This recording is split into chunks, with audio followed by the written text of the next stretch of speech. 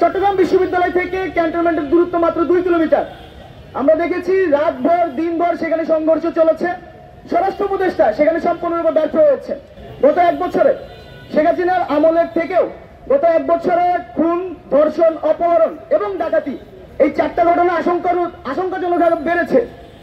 সংগ্রামী উপস্থিতি, গত 5ই আগস্টের পর থেকে আপনারা জানেন এই দেশে 69-এর গণঅভ্যুত্থানের পরে এই 2024-এ একটা অভূতপূর্ব অভ্যুত্থান অনুষ্ঠিত হয়েছে। মানুষ তার সকল শ্রেণী পেশার মানুষের সংগ্রামের মধ্য দিয়ে 15 বছরের শেখ হাসিনার যে আওয়ামী ফ্যাসিস্ট সরকার ছিল সেই সরকারের বিদায় ঘটেছে।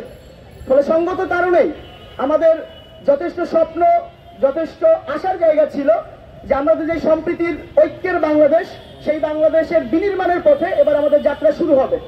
কিন্তু অত্যন্ত দুঃখের বিষয়, গত 5 আগস্টের পর থেকে আজকে 2025-এর সেপ্টেম্বরে শাহবাগে দাঁড়িয়ে আপনারা যদি আমাদের এই স্বরাষ্ট্র উপদেষ্টার আমলনামা দেখেন, একের পর এক ব্যর্থতার খাতা ছাড়া, ব্যর্থতার গল্প ছাড়া আর কিছুই পাবেন না।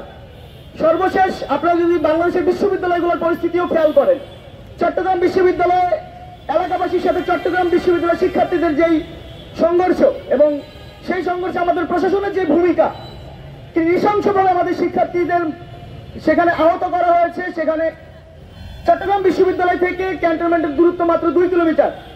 আমরা দেখেছি রাতভর দিনভর সেখানে সংঘর্ষ চলেছে। স্বরাষ্ট্র উপদেষ্টা সেখানে সম্পূর্ণরূপে ব্যর্থ হয়েছে।